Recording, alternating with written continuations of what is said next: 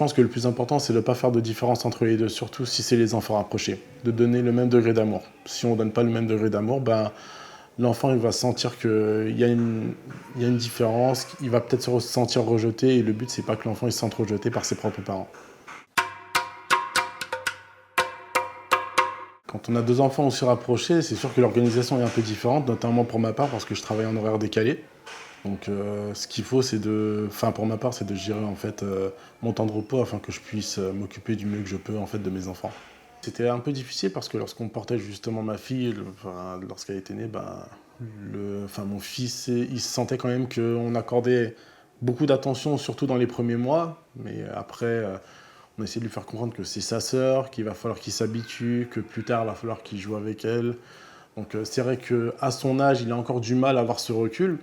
Mais après, je sais que plus tard, normalement, ça devrait bien se passer. Si on fait les choses correctement, bien sûr. Ce que j'arrive à bien faire, c'est de jouer avec eux. Et lorsque je me rends vraiment disponible, bah, ils sont contents. Donc, ils montent un peu sur moi. Ou sinon, eux-mêmes, en fait, ils me ramènent un livre et ils me réclament Papa, livre. En gros, bah, est-ce que tu peux nous lire le livre? Et moi, je m'assois avec eux et je commence à leur lire des histoires. Ou je joue avec eux. Et également, lorsque je sors avec eux, bah, si j'arrive à sortir avec les deux en même temps, c'est bien, mais en général, je sors d'abord avec l'un et ensuite avec l'autre, parce qu'ils ne dorment pas forcément à la même heure quand ils sont à la maison, donc j'essaye de m'organiser avec les deux de cette manière-là, quoi. Bah, les grands-parents, ça aide énormément, parce qu'au début, j'avais un peu des a priori de les mettre en crèche, vu qu'ils ont toujours été avec mes parents, et qu'ils voyaient également mes beaux-parents également. Mais force est de constater que ça s'est bien passé pour le premier et qu'il n'y a pas de raison que ça se passe pas de la même manière pour ma fille à la crèche.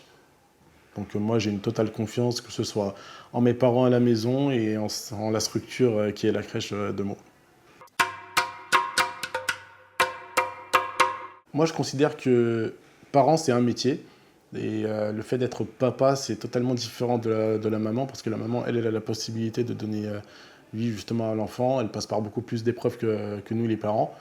Et nous, en tant que papa, bah, on se doit malgré tout d'être dans la meilleure des formes possible parce que la maman, quoi qu'il arrive, elle aura toujours besoin de nous, que ce soit pendant l'accouchement, après l'accouchement et même lorsque l'enfant aura 1 an, 2 ans, 3 ans, on aura toujours besoin d'un papa, soit pour apporter un peu d'autorité, soit pour apporter un peu d'assurance. Et également, la chose la plus importante, c'est de l'amour envers les enfants.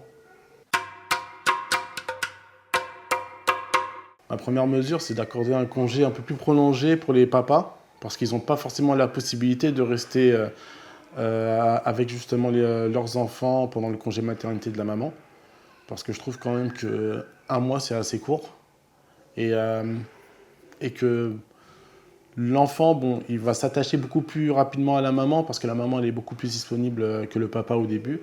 Donc je pense qu'avoir un congé au moins un minimum de 3 mois, voire même 4 mois, pour les débuts et pour aider la maman, bah, ce serait une des mesures que je pourrais mettre en place si si je venais à être ministre des parents, quoi.